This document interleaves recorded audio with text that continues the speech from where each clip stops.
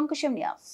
అనపర్తి మండలం అరపర్తి గ్రామంలో శ్రీ బాపనమ్మ తల్లి ఆలయంలో జరిగిన హరిద్రాభిషేకంలో పాల్గొన్న శాసనసభ్యులు డాక్టర్ సత్యసూరు నారాయణరెడ్డి మరియు వారి సతీమణి శ్రీమతి ఆదిలక్ష్మి.